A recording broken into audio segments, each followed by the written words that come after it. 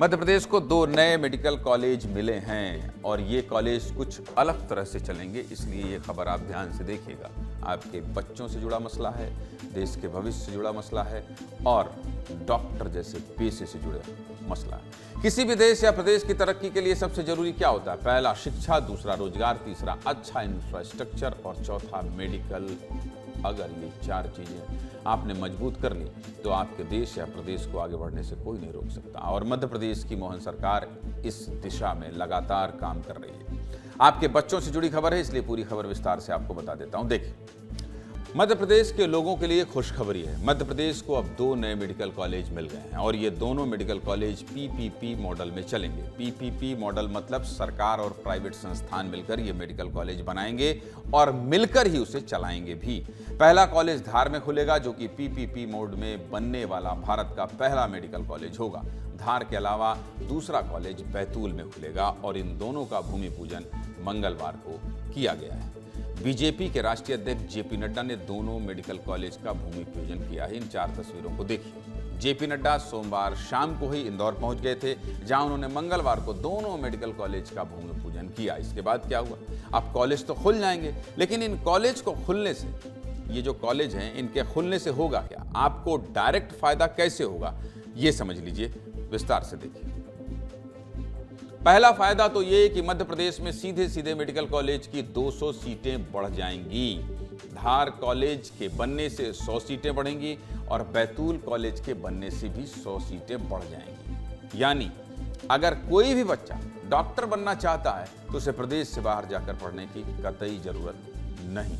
दूसरा फायदा ये कि इन दोनों ही मेडिकल कॉलेज में नई टेक्नोलॉजी वाली मशीनें और सुपर स्पेशलिटी सेवाएं मिलेंगी, जिससे मरीजों को इलाज के लिए भोपाल या नागपुर जैसे बड़े शहरों में जाने की जरूरत नहीं पड़ेगी। और सबसे बड़ी बात कि सरकार सिर्फ इन 2 मेडिकल कॉलेज तक रुकने वाली नहीं है। इसके बाद कटनी और पन्ना में भी ऐसे ही 2 मेडिकल कॉलेज बनाए जाएंगे।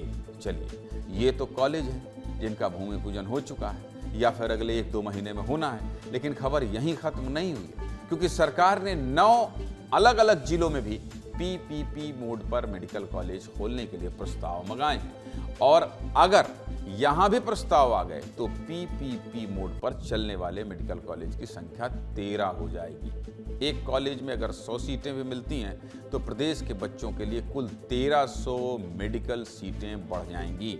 और अगर ऐसा हो जाता है तो ये वाकई में ऐतिहासिक होगा। बाकी 9 जिले कौन कौन से हैं ये भी देख लीजिए।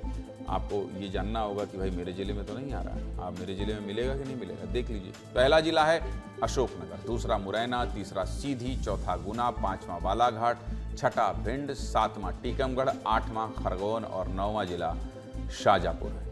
अब ये पीपीपी मॉडल क्या होता है ये भी समझना जरूरी है, इसलिए आपको बता देता हूं कि पीपीपी मॉडल मतलब जब सरकार और प्राइवेट संस्थान मिलकर काम करते हैं। ये काम मेडिकल क्षेत्र में हो सकता है, सड़क, इंफ्रास्ट्रक्चर, स्कूल जैसे क्षेत्रों में भी हो सकता है। और इस मॉडल में काम करने का सबसे बड़ा फायदा ये है कि सरकार का पैसा बच जाता है और जिस काम के लिए सरकार को कई साल लगते हैं वो काम बहुत कम समय में हो जाता है। क्योंकि सरकारी काम में कितनी लेट लतीफ़ी होती है ये आप जानते ही।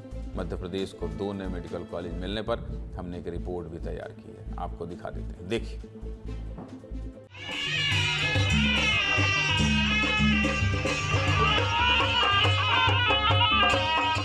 रेल की सुविधा भी मिल रही, हवाई जहाज की सुविधा भी मिल रही, हेलीकॉप्टर की सुविधा भी मिल रही, मेडिकल कॉलेज की सुविधा मिल रही, उद्योग धंधे की सुविधा मिल रही। पीपीपी मॉडल पर मेडिकल कॉलेज, ये तो और पूरे देश की नई योजना है। मध्य प्रदेश ने स्वास्थ्य के क्षेत्र में देश को एक नेतृत्व दिया है।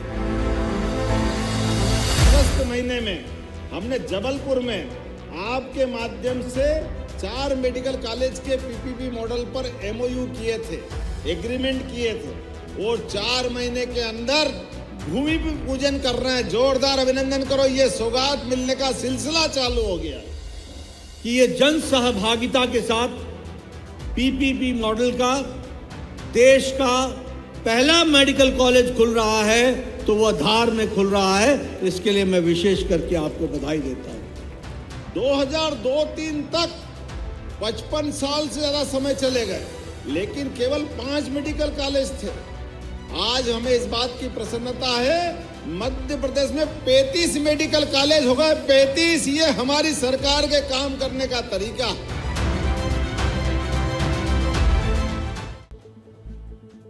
कैसे मेडिकल कॉलेज चलेगा, स्टाफ कैसे लाएंगे और कैसे इतने बड़े इंफ्रास्ट्रक्चर में लोगों की भर्ती की जाएगी, ये सवाल आपके मन में चल रहा है? अगर चल रहा है तो विस्तार न्यूज़ के भी मन में यही सवाल चल रहा था और इसीलिए हमारे ग्रुप एडिटर ब्रजेश राजपूत जी ने सीधे इस सवाल का जवाब डॉक्टर मोहन यादव यानी मुख्यमंत्री से लिया है। मुख्यमंत्री क्या कह रहे हैं, सुनिए। बहुत तेजी से मध्य प्रदेश में मेडिकल कॉलेज खुल रहे हैं और अभी हमने देखा, देखते देखते 19 सरकारी मेडिकल कॉलेज हो गए हैं। मगर अभी एक सर्वे आया, मेडिकल कॉलेज में पता लगा है कि करीब 35% पोस्ट खाली हैं, फैकल्टी नहीं मिल पा रही हैं। तो एक वो दिक्कत हो रही है और हम लोग देख रहे हैं कि बिल्डिंग्स तो बहुत जल्दी खड़ी हो रही हैं, इक्विपमेंट्स आ रहे हैं वहाँ पे, मगर काम करने वाले लोगों की अभी बड़े पैमाने पे तंगी है। तो इस तरफ आपका ध्यान आकर्षित कराना चाहता हूँ। बहुत धन्यवाद ब्रजेश जी। ये सही है कि अगर हमको सिंगरौली में मेडिकल कॉलेज चालू करना है तो सिंगरौली का कोई व्यक्ति आसपास का तो रुक जाएगा सिंगरौली में, लेकिन दिल्ली बम्बई वाला विशेषज्ञ आके सिंगरौली में रुकेगा, ये थोड़ी चुनौती तो है।